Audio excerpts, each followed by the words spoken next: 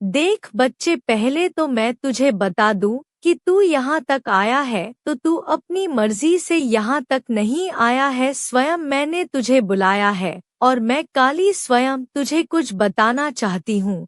एक ऐसा सत्य बच्चे जो अब तक तुझे छुपाया गया था, तुझे बताया नहीं गया। मेरे बच्चे, तुझे मेरे बुलाने का कारण यही है कि तू जान सके और समझ सके और तैयार हो सके। जो सत्य तुझे जानना है वह केवल एक कहानी नहीं है बच्चे, बल्कि तेरे जीव जीन के हर पहलू को छूने वाले का एक रहस्य है। मेरी बात ध्यान से सुन, क्योंकि यह केवल तेरी सुरक्षा का विषय नहीं बल्कि तेरी आत्मा के जागरण का भी क्षण है। मेरे बच्चे, तेरे आसपास कुछ अनहोनी घट रही है। यह अनहोनी साधारण नहीं है यह किसी अजनबी द्वारा नहीं बल्कि तेरे अपने पड़ोसी द्वारा रची जा रही है। हाँ बच्चे, वही पड़ोसी जो तेरे हर दिन के जीवन का हिस्सा है, वह जो हंसते हुए तुझसे मिलता है लेकिन के भीतर एक है, वह तुझसे नहीं तेरी सफलता से जलता है। बच्चे देख बच्चे, मैं भी दिव्य दृष्टि से देख पा रही हूँ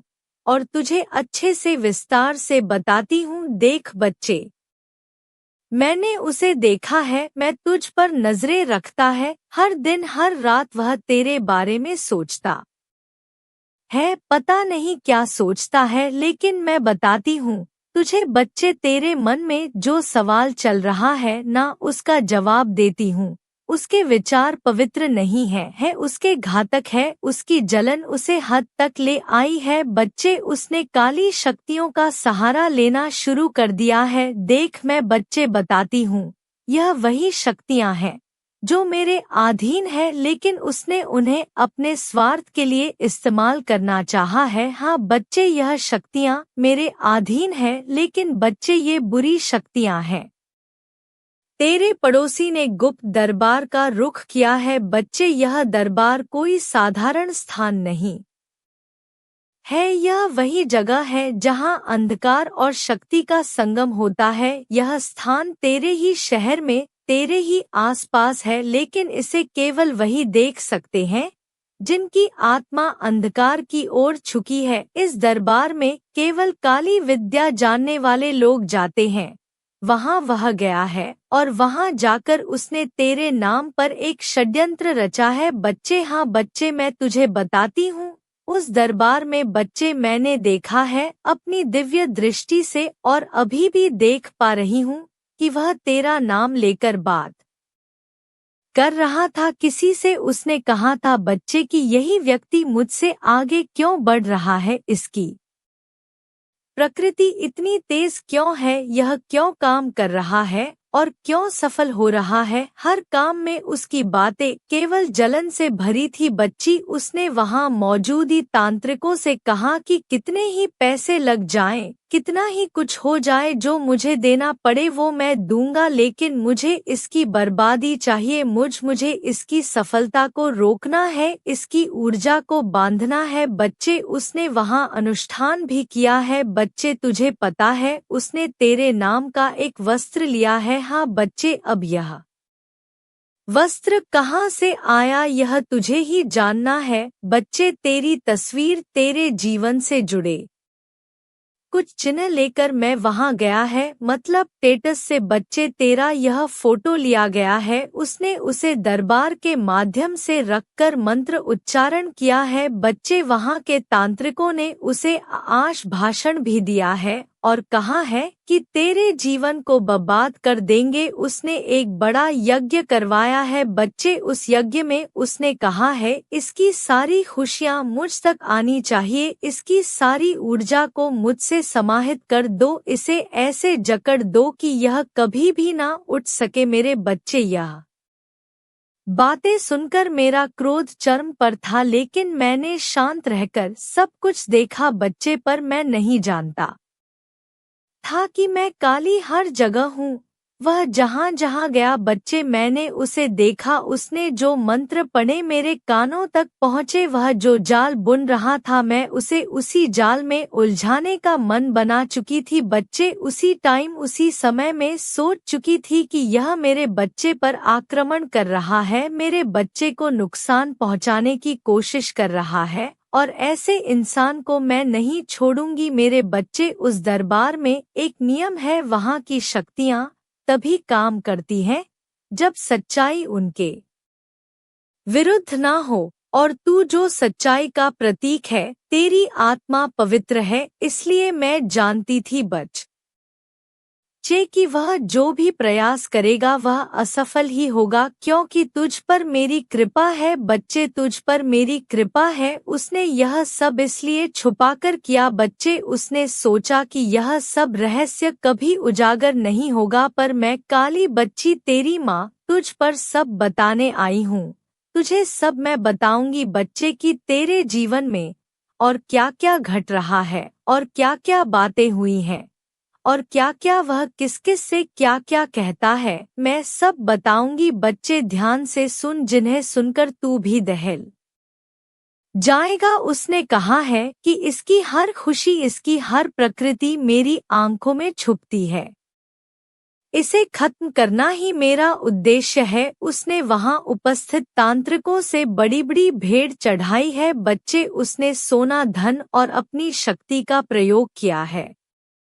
उसने कहा है कि मुझे इसके जीवन का हर पहलू तोड़ना है, इसे हर दिशा में कमजोर करना है। बच्चे, मेरे बच्चे, यह कोई ऐसा इंसान है जो तुझसे जलता है और उसे तू भी जानता है। थोड़ा ध्यान लगाएगा, सोचेगा तो समझ जाएगा कि मैं किस विषय में बात कर रही हूँ। मेरे बच्चे, अगर तुझे भी उस पर शक है और तुझे लग रहा है कि माँ सच कह रही है, तो बच्चे कमेंट में बता कि हाँ माँ आप सही कह रही हो, मुझे भी उस इंसान पर शक है। और बच्चे, मैं देख पा रही हूँ कि तेरे द्वार से रोज निकलता है, यह तेरे द्वार से ही मतलब कि घर के पास में एक और द्वारा है, लेकिन निकलेगा तेरे द्वारे से ही कि तू कभी लड़ जाए उससे, कभी भैंस हो जाए तेरी, ऐसा भी चलता रहता है और वह करना भी चाहता है बच्चे। लेकिन मेरे बच्चे, इस दरबार के बारे में मैं तुझे बता रही हूँ ना, जिस दरबार के बारे में मैं तुझे अभी यहाँ बता रही हूँ,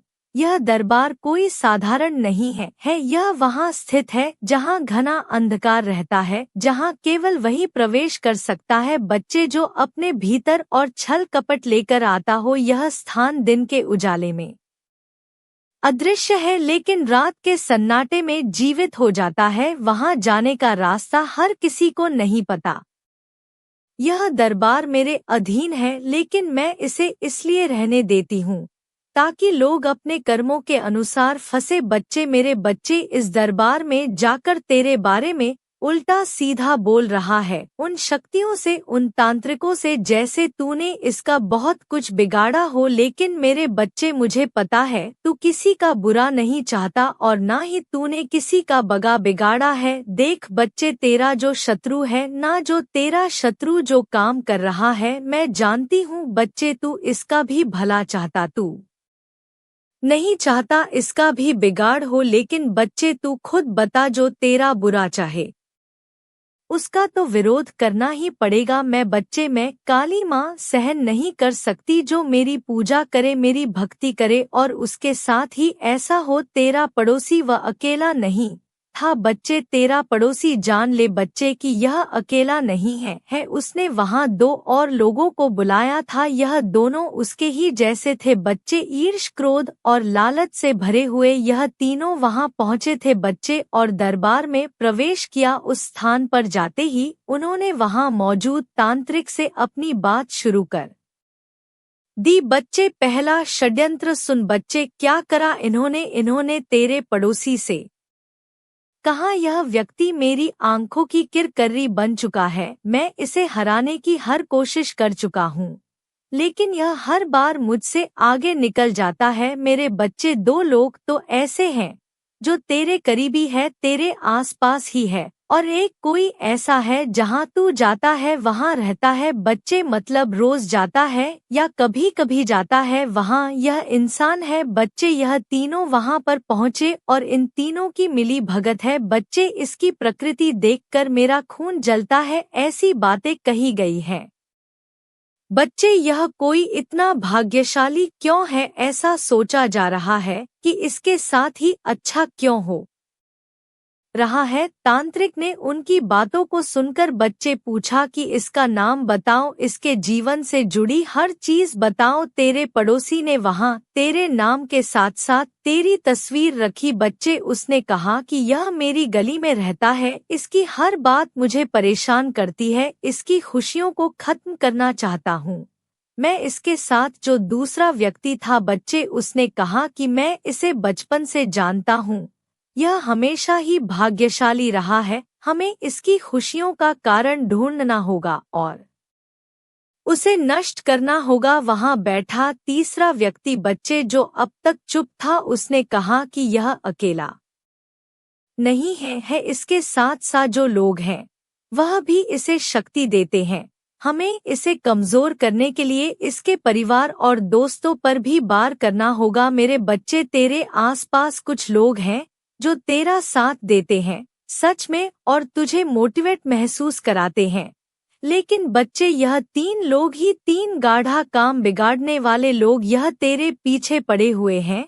अगर तुम बच्चे, उस तांत्रिक ने पता है क्या कहा, अगली बात यह रखी उसने कि अगर तुम सच में से करना चाहते हो तो उसकी ऊर्जा को बांधने का अनुष्ठान करना होगा। यह अनुष्ठान आसान नहीं है तुम्हें मुझे अपनी जन्म तिथि, इसके जीवन से जुड़े संकेत और कुछ वस्तुएं लाकर देनी होंगी। मेरे बच्चे, अब जन्म तिथि का भी चक्कर चल रहा है। तेरा सही सटीक समय, मतलब जिस समय तू पैदा हुआ था उस समय को जानकारी, मतलब किस समय तू पैदा हुआ, इस चीज को जानकारी मतलब कि लगाने की कोशिश करी जा रही है कि कैसे पता किया जाए कि का सही सटीक सही मिनट सही सेकंड क्या है। तेरे पड़ोसी ने तुरंत वहां सोना चांदी और पैसा चढ़ाया है बच्चे, इन तीनों ने इकट्ठा करा है।